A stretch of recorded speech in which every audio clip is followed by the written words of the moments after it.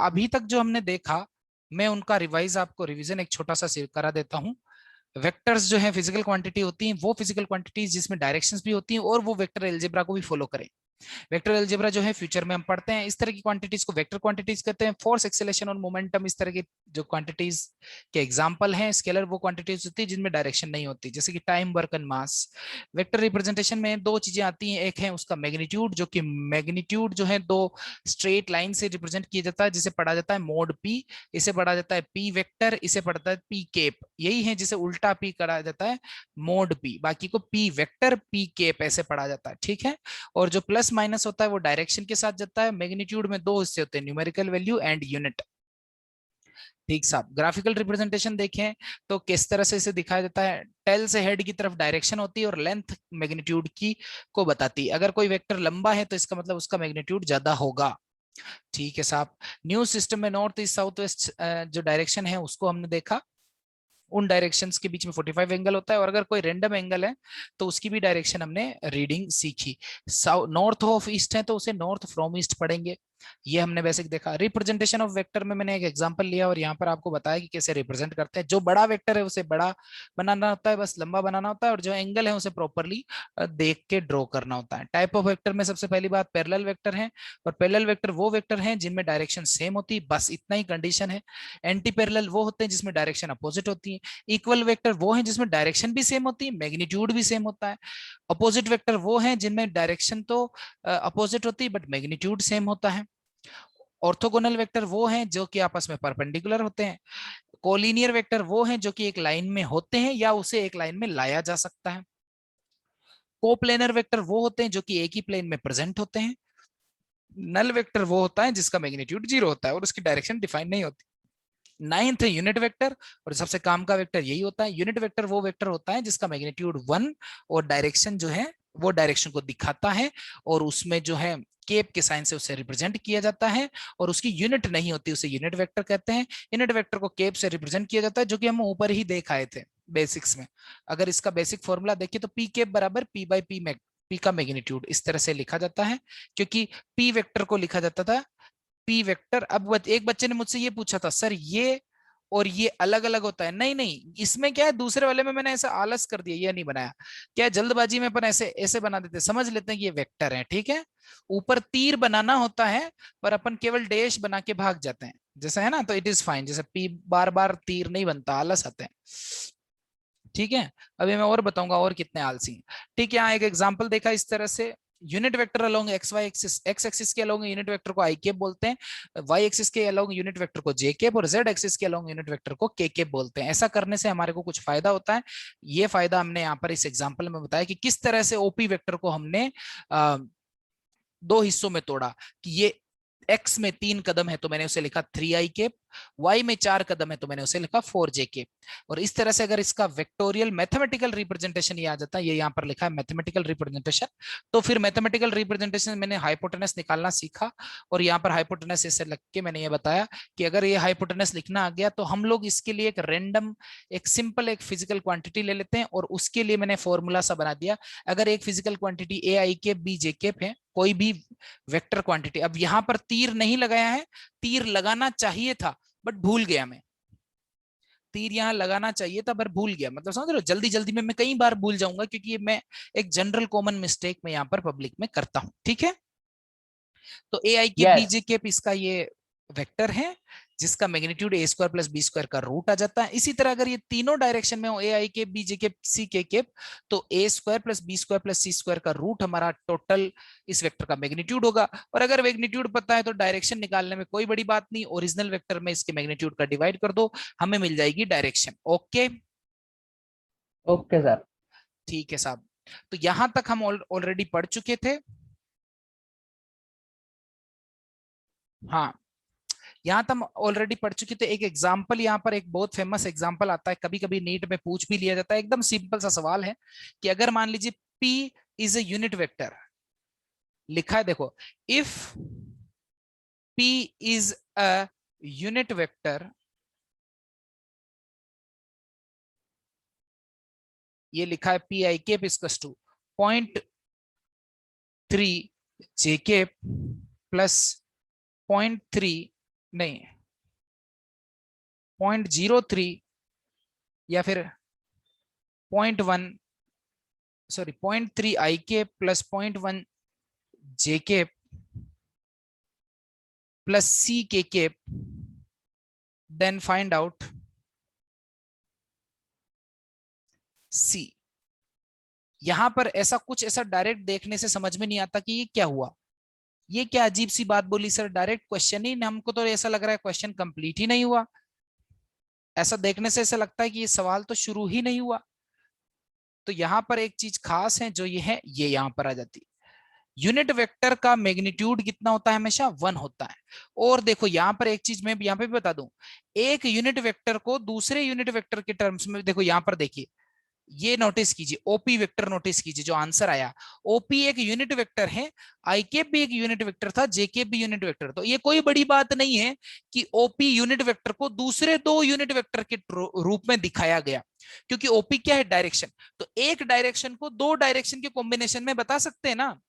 37 degree north of east बोला था, तो नॉर्थ और ईस्ट को यूज करके ही तो डायरेक्शन बनाई थी, 37 को यूज करके।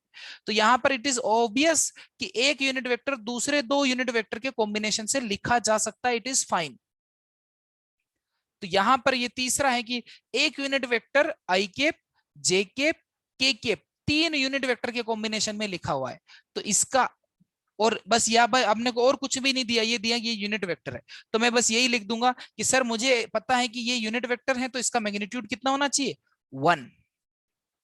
कितना होना चाहिए बच्चों इसका मैग्नीट्यूड, 1। और हमने 1। यहाँ देखा कि something I cap, something J cap, something K cap है, तो उसका यूनिट वेक्टर होता है ए, उसका मैग्नीट्यूड होता है ए स्क्वायर बी स्क्वायर सी स्क्वायर का रूट। यहाँ ए क्या है, आई केप का कोएफिशिएंट, बी है जे केप का कोएफिशिएंट, और सी के केप का कोएफिशिएंट है। Is that fine? तो ये लीजिए, मैं यस। इसका कर देता हूं, यस सर। मैग्नीट्यूड का फॉर्मूला लगा देता हूं। इसका स्क्वायर 0.3 का स्क्वायर लिख दिया, 0.1 का स्क्वायर लिख दिया, और ये सी को मैंने लिख दिया सी स्क्वायर। मुझे पता ही नहीं वो कितना है, बट मुझे ये बात पता है, as it is a unit vector it will come out to be 1। Unit vector का मैग्नीट्यूड 1 होता है, तो ये बात मुझे पता थी। तो ये, या फिर ऐसा करते हैं, एक स्टेप और लिख देता हूं यहाँ पे, ये यूनिट वेक्टर है तो इसका मैग्नीट्यूड 1 आएगा। तो मतलब यहां पर आती है अगली step, control C X V लगा दिया, तो मैंने मैग्नीट्यूड का फॉर्मूला लगा के 1 लिख दिया। ठीक है, अब दोनों तरफ स्क्वायर कर देता हूं मैं, तो ये हो जाएगा इसका 1 का स्क्वायर, इधर हो जाएगा 1 का स्क्वायर, इधर आ गया 0.3 का स्क्वायर। अब इस बात को समझिए, 0.3 का स्क्वायर जो है 0.09 होता है बच्चों, ये समझिए थोड़ा सा और। 0.3 इंटू 0.3, तो दो जीरो हटाए तो दो नीचे, 10 इंटू 10 100 बना, तो 9/100 0.09 होता है।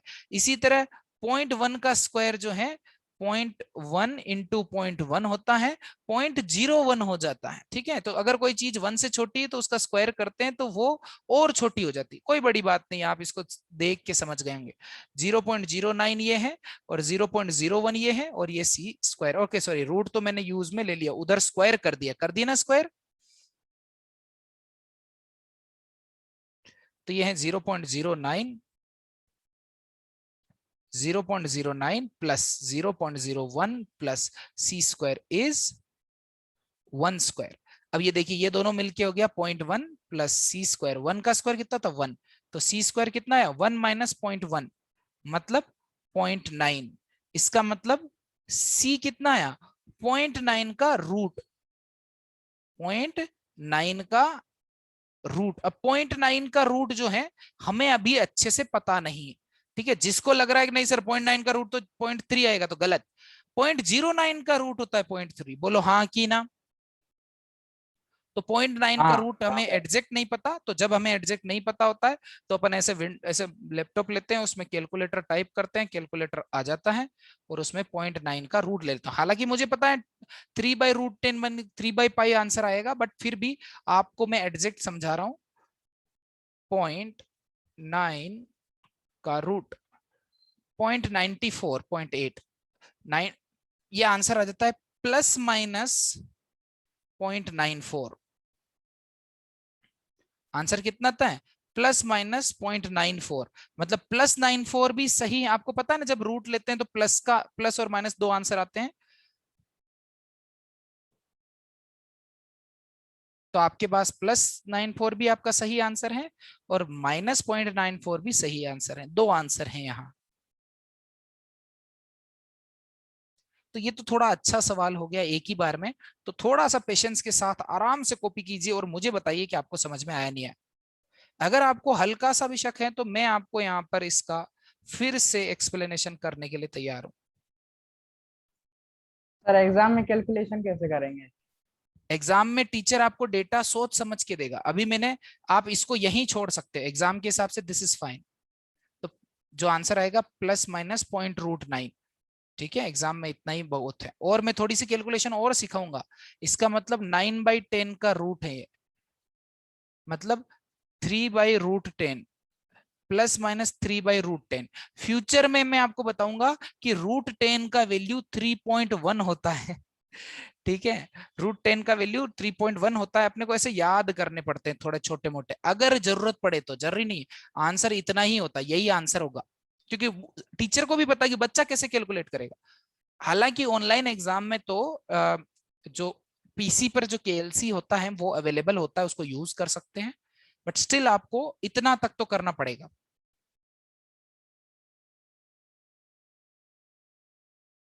बस आपको ध्यान देना है, दो आंसर है, प्लस और माइनस। इसी डेटा को थोड़ा ढंग से मैं अरेंज कर देता तो ऐसा रूट आता जिस जो कि एक परफेक्ट स्क्वायर होता, तो बहुत आसानी से आप उसको आंसर लिख पाते।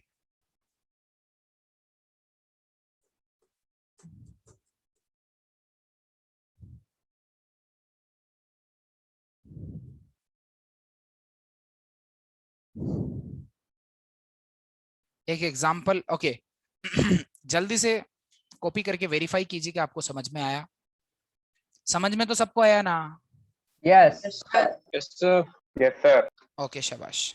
तो इधर ये जो पी वेक्टर लिखा है, दो बार इसको हटा देता हूँ क्योंकि ये पहले भी लिखा हुआ है, और यहाँ डॉटेड लाइन हटा।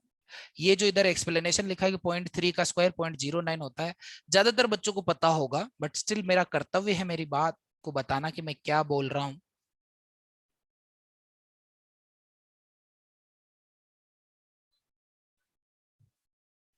डन?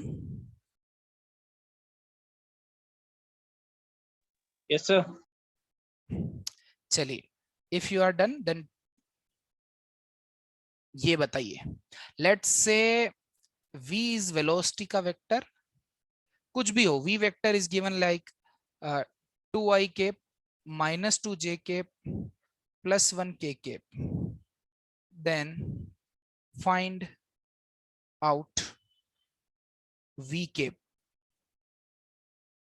v की डायरेक्शन क्या है, या फिर हिंदी में, अंग्रेजी में कैसे लिखा रहेगा? Find out unit vector along v, find out unit vector along v vector.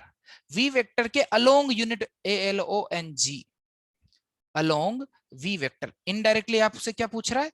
v cap बताओ। इस अंग्रेजी के इतने बड़े वर्ड का मतलब है v केप क्या है। v वेक्टर तो आपको दिख रहा है, v केप आपको उसका निकालना है। मैं वापस इसका मतलब बताता हूं। ये जो लिखा है ये बोल रहा है ये दोनों चीज सेम ही है। ऊपर वाली लाइन में जो इंफॉर्मेशन लिखी और नीचे वाली लाइन में जो बात लिखी, बात एक ही है। ये बात आपको सोल्व करके मुझे बतानी है कि v वेक्टर का यूनिट वेक्टर कितना आएगा। √5 आ रहा है। √5 आ रहा है? गलत आ गया यार। कौन बोल रहा है? शिवनंदन?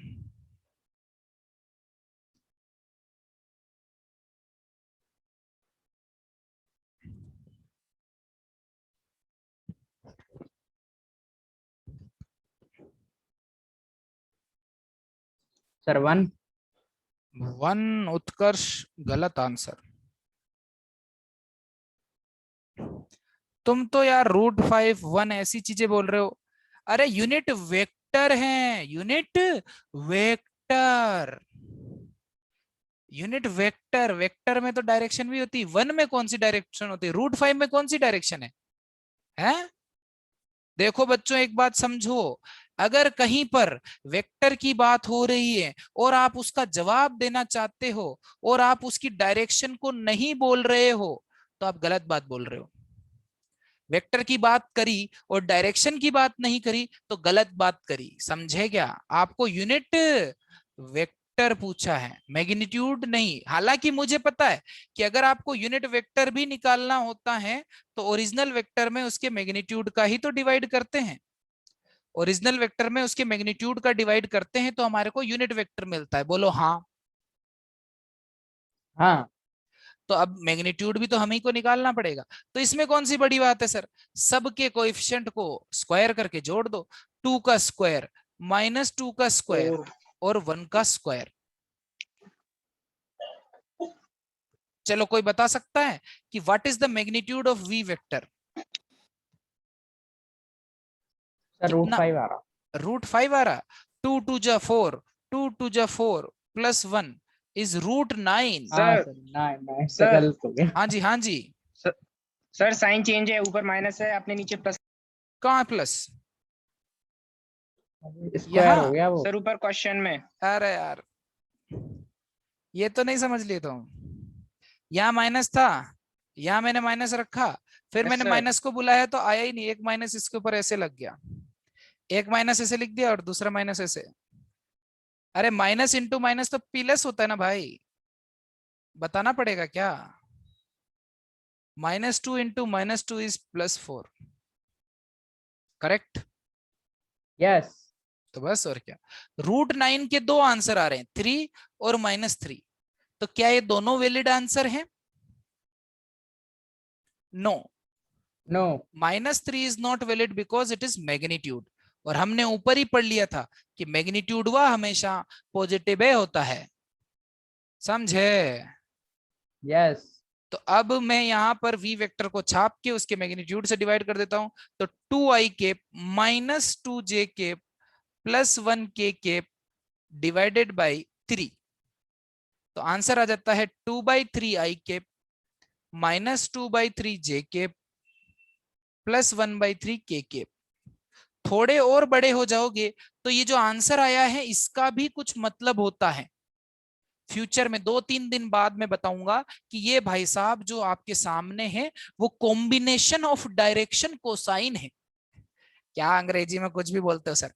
डायरेक्शन कोसाइंस हैं ये, फ्यूचर में बताऊंगा जब आप 2-3 दिन बड़े हो जाओगे। अभी अपन इतना ही कर रहे हैं। इतना ही सवाल था, इतना ही जवाब था सर। भारत माता की जय। जल्दी से इसको छाप लो और बोलो कि सर समझ में आ गया। सर समझ में तो आ गया, पर 2-3 दिन में बड़े कैसे हो जाएंगे?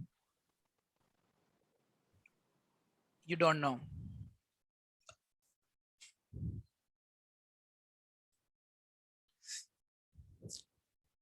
जब एक साल में आदमी बड़ा हो सकता है, 365 दिन है, तो 3 दिन में क्यों नहीं हो सकता?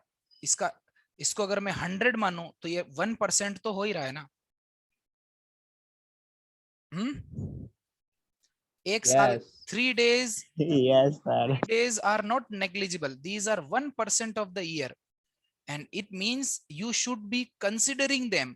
आप ऐसे नहीं कर सकते 3 ही दिन तो है भाई, छोटे भाई के, बड़े भाई के, भैया के दोस्त की शादी में तो जा रहे हैं, 6-7 दिन तो घूम ही सकते हैं। तो 6-7 दिन छोटी मोटी चीज नहीं, 6-7 दिन आपके फ्यूचर, आपके प्रेजेंट इन्वेस्टमेंट का, इस साल के इन्वेस्टमेंट का 2% है। 2% छोटी मोटी चीज नहीं होती है ना। You should be considering it, है ना। और तुम्हारा दिमाग तो ये पढ़ पढ़ के बहुत ज्यादा जल्दी बड़ा होगा वेक्टर के लिए। चलिए, उम्मीद है आपने ये कॉपी कर ली होगी और हम आगे बढ़ते हैं, ठीक है? बढ़ जाएं? Yes sir. हाँ जी हाँ जी, बोलिए, डाउट? ओके, यस सर बोला आपने, मेरे को केवल सर सुनाई दिया। Okay, I am ready. अब देखिए सुनिए, the next property is, actually हमको क्या एंगल बिटवीन वेक्टर्स बात करनी, तो मुझे आपको एक प्रॉपर्टी बतानी पड़ेगी। यहाँ पर एक वेक्टर की एक प्रॉपर्टी होती है, उसे नोट में लिख के बता देता हूं। A vector can be shifted parallelly. मैं पैरेलली को ऐसे 2 पैरेलल लाइन, एपोस्ट्रोफी और LY लिख देता हूं। A vector can be shifted parallelly, vector को पैरेलली शिफ्ट किया जा सकता है और ऐसा करने पर वेक्टर में कोई प्रभाव नहीं पड़ेगा, वेक्टर चेंज नहीं होगा। And it doesn't change the vector, vector को पैरेलली शिफ्ट करने से वेक्टर चेंज नहीं होता। जैसे ये यहां पर था, इसको मैं पैरेलली शिफ्ट करके यहां ले आऊं, इसको मैं पैरेलल, वेक्टर के पैरेलली आप कैसे भी शिफ्ट कर दो, शिफ्ट करने से वेक्टर को कोई फर्क नहीं पड़ता। जैसे मान लीजिए ये 2 मीटर अप था, तो क्या मैं इसको, जैसे ये था, ये वेक्टर है 2 मीटर अप है, मैं इसे इधर मूव कर दिया, तो क्या ये इसकी लेंथ कम हो जाएगी क्या? नहीं। No. क्या इसकी डायरेक्शन sir. कम चेंज हुई? अरे वो तब भी अप ही था, अब भी अप ही है, तो चेंज कहां हो रहा है? तो ये सारे जो कॉम्बिनेशन है, ये देखिए, ये सारे कॉम्बिनेशन, ये कभी चेंज नहीं हो रहा, हमेशा ये 2 मीटर अप ही है, 2 meter up, 2 meter up, 2 meter up, 2 meter up, 2। Vector को शिफ्ट करने से उसका न तो मैग्नीट्यूड चेंज होता है, ना ही डायरेक्शन चेंज होती है, वेक्टर पूरा का पूरा ही सेम ही रहता है, वेक्टर डज नॉट चेंज। समझे? इसको यहां से शिफ्ट करके यहां ले आने से ए वेक्टर, ये मान लीजिए, ये मैं बोल दूं A1 वेक्टर, ए नोट वेक्टर से A1 वेक्टर, तो ए नोट वेक्टर और A1 वेक्टर सेम ही चीज है, क्योंकि दोनों का मैग्नीट्यूड सेम है और दोनों की डायरेक्शन सेम है। तो शिफ्ट करने से, शिफ्ट पैरेलली शिफ्ट करने से हमारा जो वेक्टर है वो चेंज नहीं होता, ना तो उसका डायरेक्शन ना ही उसका मैग्नीट्यूड। कोई दिक्कत? No, sir. चलिए, the next thing is, but rotating a vector causes change in direction। पर डायरेक्शन को मैं DIRN लिखता हूं, थोड़ा जल्दी लिखा जाता है इससे, बट वेक्टर को अगर आपने रोटेट कर दिया, ये था up, about the sky, world so high, और ये आपने इसको इधर घुमा दिया, तो अगर आप वेक्टर को घुमा दोगे, वेक्टर को आपने इधर घुमा दिया, तो क्या ये अभी भी अप में है? क्या ये ऐसे था, क्या ये अभी भी अप है? नहीं, अप नहीं, अप तो यही था, आपने उसे घुमा दिया तो ये अप नहीं रहा, परंतु ये 2 मीटर चेंज नहीं होगा। इस पेन को अगर मैं ऐसे घुमा दूं, तो क्या पेन की लेंथ चेंज होती है क्या? No, sir. नहीं। तो मैग्नीट्यूड चेंज नहीं होता। लेट से ये मेरा ए नॉट वेक्टर था, और ये मेरा हो गया A1, तो ऊपर लिख दिया A2 वेक्टर। तो मैं और कुछ नहीं तो यही बोल सकता हूं कि A नॉट वेक्टर का जो मैग्नीट्यूड था और A2 वेक्टर का मैग्नीट्यूड था, ये सेम होगा, इनकी जो डायरेक्शन है वो सेम नहीं होगी, डायरेक्शन सेम नहीं होगी। यूनिट वेक्टर, ये ऊपर जो केप लगा हुआ है वो सिंबल है डायरेक्शन का। यूनिट वेक्टर किसका मतलब, यूनिट वेक्टर का मतलब क्या होता है बच्चों? यूनिट वेक्टर का मतलब होता है डायरेक्शन। करेक्ट और नॉट? Yes. तो इसका मतलब वेक्टर को शिफ्ट तो कर सकते हैं, रोटेट नहीं कर सकते, सिंपल। ठीक है? Yes, sir. वेक्टर को शिफ्ट तो कर सकते हैं, बट उन्हें रोटेट नहीं किया जा सकता। यहां तक कॉपी कर ली हो तो मैं आपको एंगल बिटवीन वेक्टर्स बताता हूं इसी बात पे। Sir, wait.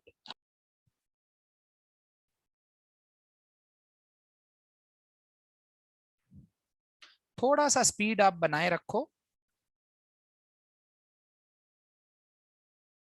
डायरेक्शन चेंज हो जाती है रोटेशन से, बट मैग्नीट्यूड चेंज नहीं होता, लेंथ चेंज नहीं होती। तो वेक्टर को रोटेट कर दोगे तो दूसरा वेक्टर आ जाएगा, तीसरा आएगा, ओरिजिनल नहीं आएगा। एक और ऐसा रहना ही नहीं, आप तो 360 डिग्री से नहीं रोटेट कर सकते, बस ध्यान रखना। क्योंकि अगर मैंने इसको देखो 360 डिग्री रोटेट करूं,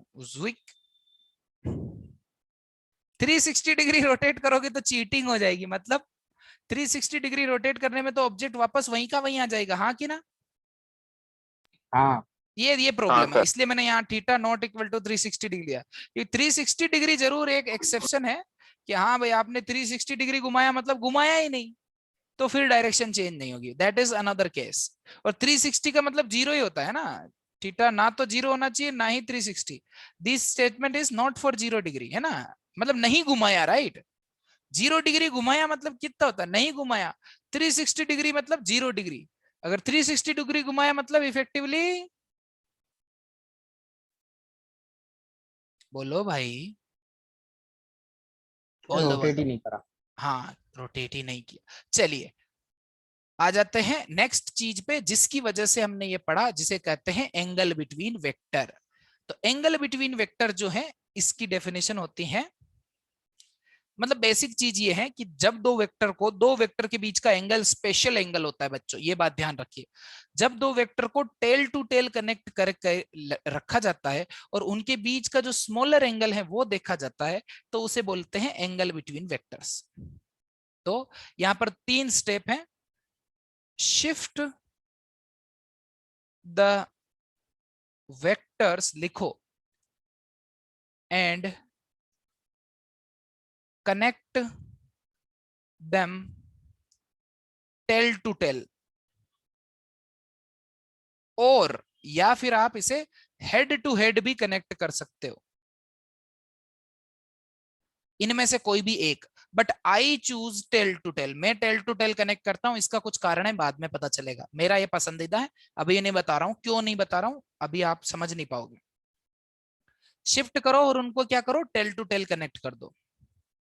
now the angle between, the smaller angle between them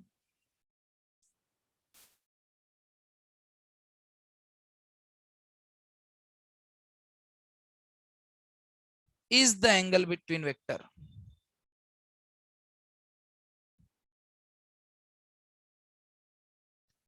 इसी वाले को ही एंगल बिटवीन वेक्टर कहा जाता है। अगर ये स्मॉलर है तो हमको ये बात समझ में आ रही, देखो 2 वेक्टर हैं ऐसा, तो ऐसे तो ये वाला स्मॉल होगा, ये वाला स्मॉल नहीं होगा। नहीं सर हमारा तो वेक्टर थोड़ा ऐसा है, तो ये वाला स्मॉल होगा, ये वाला स्मॉल नहीं होगा। मतलब हम यहां समझ पा रहे हैं इन दोनों फोटोओं से कि एंगल जो है, एंगल बिटवीन वेक्टर एक्यूट भी हो सकता है, ऑब्ट्यूज भी हो सकता है, बट रिफ्लेक्स नहीं हो सकता कभी भी। रिफ्लेक्स नहीं हो सकता, हाँ कि ना, हाँ है ना। तो यहां पर इसको मैं सिंपल मैथमेटिक्स में लिख सकता, तीसरा पॉइंट यहां पे लिख सकता हूं, it can not be greater than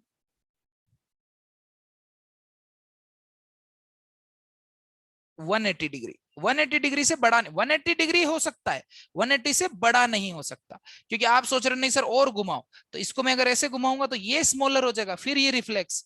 तो रिफ्लेक्स एंगल हमारा आंसर नहीं है, नॉट रिफ्लेक्स। आप ये समझ सकते हो, एक चीज दिमाग में रख सकते हो, ये जो तीसरा पॉइंट है ऐसा लगता है कम इंपॉर्टेंट है, पर ये सबसे ज्यादा इंपॉर्टेंट है। इसमें लास्ट में लिख देता हूं, नॉट रिफ्लेक्स एंगल। तो एंगल बिटवीन वेक्टर कभी भी रिफ्लेक्स वाला नहीं है, छोटा वाला है। ठीक है, इस चीज को समझने में बहुत आसानी होती है, अगर आप ये चीज समझ लो तो आपको एंगल बिटवीन वेक्टर समझ में आ जाता है। 10 मिनट बाद मीटिंग क्लोज हो जाएगी, आपको वापस ज्वाइन करना है, ठीक है।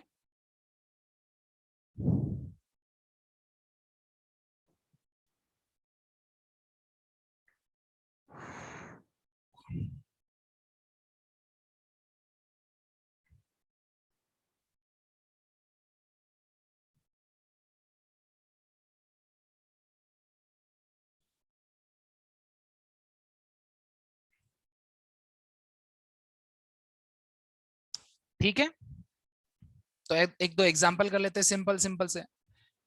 पहली बात तो ध्यान रखना है, टेल टू टेल कनेक्टेड होना चाहिए। तो यहां पर ये जो एंगल है, let's say this is angle theta, तो एंगल बिटवीन ए वेक्टर, ये ए वेक्टर है मान लीजिए, ये बी वेक्टर है।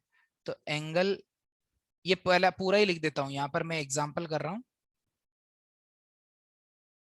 एग्जांपल ये लीजिए, example angle between A vector and B vector. ये मेरा ए है, ये मेरा बी है, तो उससे मैं लिखूंगा थीटा लिखूंगा, तो यहाँ मेरा 60 डिग्री सही आंसर है, 300 नहीं है। ठीक है, ये भी एंगल बिटवीन देम है। पहले चेक कर लीजिए कि वो टेल टू टेल कनेक्टेड है क्या, हाँ है तो शिफ्ट करने की जरूरत ही नहीं है। पहला सवाल तो ये है, पहले से ही कनेक्टेड है साहब। दूसरा, मान लीजिए वो कनेक्टेड ना हो, एक स्क्वायर के एंड पे हो, एक है ऐसा, यहां पर ये ए वेक्टर है और यहां पर ये दूसरा वेक्टर है बी वेक्टर, ये एक स्क्वायर है, ठीक है, यहां अलग से साइड में लिख दिया SQUAR, स्क्वायर है। तो क्या ये ऑलरेडी कनेक्टेड है? नहीं है। तो आपको क्या करना पड़ेगा? शिफ्ट करना पड़ेगा। तो मैं बी को शिफ्ट करता हूं और यहां लाता हूं, तो मेरा ए ऐसा है और बी ऐसा रहेगा। बी वेक्टर दूसरी साइड पे है, ए वेक्टर इस साइड पे है, तो आप आराम से यहाँ पर एंगल 90 डिग्री बता सकते हो। तो थीटा कितना है बच्चों? 90 डिग्री। अगर कनेक्टेड नहीं हो तो शिफ्ट करके कनेक्ट कर दो, और आप यहां से आराम से गेस कर सकते हो कि स्क्वायर है तो ये भी 90, ये भी 90, ये भी 90, ये भी 90 होगा। तो देखिए मैंने बी वेक्टर को ऐसे बस ऊपर जाके शिफ्ट किया है, तो बी वेक्टर जब यहाँ आएगा तो ये 90 हमेशा इसका पैर बना रहेगा। ये लाइन तो इस लाइन की ऑलरेडी पैरेलल है ही। किसी को 90 डिग्री में कोई डाउट है क्या? नो। है ना, No, एकदम sir. सिंपल। चलिए तीसरा सवाल मैं यहां से पूछ लेता हूं। मान लीजिए मैं आपको एक मस्त वाला ट्राइंगल दे देता हूं जिसका नाम है इक्विलेटरल ट्राइंगल, तीनों साइड्स बराबर हैं, ठीक है। अब ये मेरा ए वेक्टर है मान लीजिए, और ये मेरा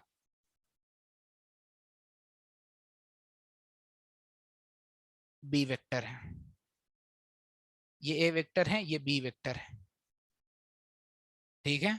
और ये कौन सा ट्राइंगल है? Equilateral triangle. तो theta angle between A and B, सवाल वही है। सवाल क्या है? Angle between A and B करो। 3 सवाल पूछे हैं, तीसरा वाला आपसे पूछ रहा हूं मैं। ए और बी के बीच का एंगल आपसे पूछा गया है, इक्विलेटरल ट्राइंगल है, तो बताओ क्या एंगल आएगा? 60 डिग्री। 60 डिग्री। 60 जो है यहाँ आपको 60 दिख रहा है, पर ये गलत जवाब है। पहले आप देखिए इसका tail to tail head, connect नहीं है। हाँ, या हेड टू हेड भी चलेगा, बट ये कनेक्टेड नहीं है। तो मैं क्या करूंगा? ए को आगे शिफ्ट करूंगा, तो बी को तो यहीं ऐसे छोड़ देता हूं, ए को आगे शिफ्ट कर लेता हूं।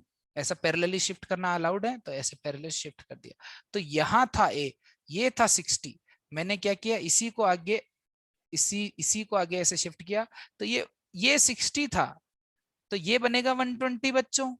अब हुए टेल टू टेल कनेक्ट, तो थीटा बराबर 120 डिग्री आंसर है। जल्दबाजी नहीं करनी, क्योंकि ये ना एकदम बेसिक चीज है वेक्टर्स की। अगर ये सही करोगे तो आगे बढ़ पाएंगे। कोई दिक्कत? No sir. है ना, फोकस। ये गलती तुम जनरली करने वाले हो, तो ये करने का नहीं, थोड़ा ध्यान रखने का है, ठीक है। टेल टू टेल, या देखो ये वाला देखो, इसमें देखो, इसको अगर मैं आगे ले जाऊं, इसको आगे ले जाऊं, तो हेड टू हेड कनेक्ट हो रहे हैं, तब भी 90 डिग्री है। मतलब आप जैसे चाहो, जैसे ये टेल टू टेल, जो टेल टू टेल 60 बना रहा है, तो हेड टू हेड में भी 60 डिग्री एंगल आएगा। मतलब ये बात श्योर है, ठीक है। Okay sir. ठीक साहब, यहां तक कॉपी कर लिए हो, 3 एग्जाम्पल कर लिए, मेरे हिसाब से मोर देन सफिशिएंट है। एक ही गलती करते बच्चे, शिफ्ट नहीं करते, वो आपको करनी है, ठीक है। मतलब गलती नहीं करनी, शिफ्ट करना है।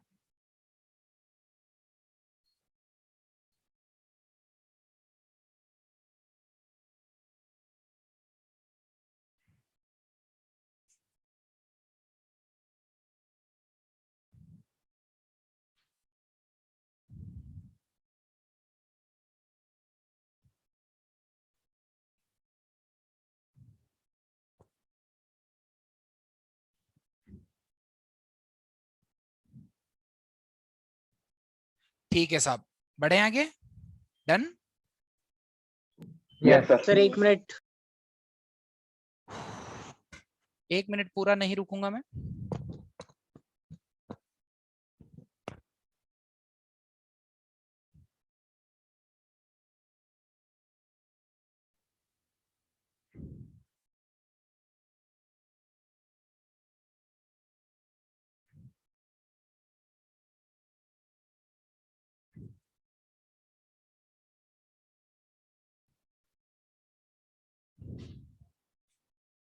Sir done. Addition of vector यहां देखते हैं।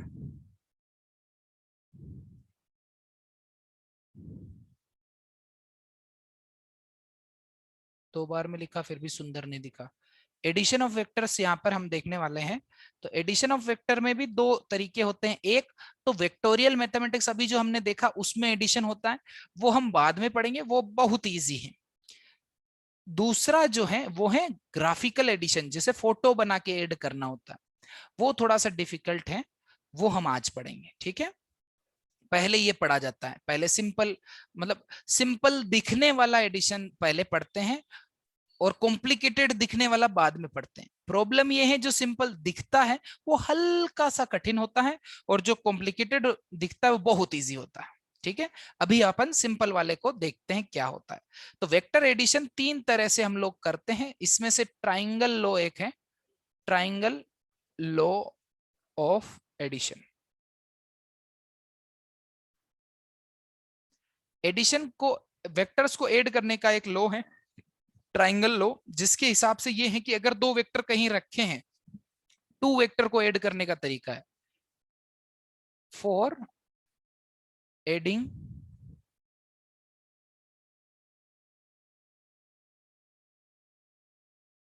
Two vectors. ये 2 वेक्टर को ऐड करने का तरीका है, फ्यूचर में हम 2 से ज्यादा को भी करेंगे।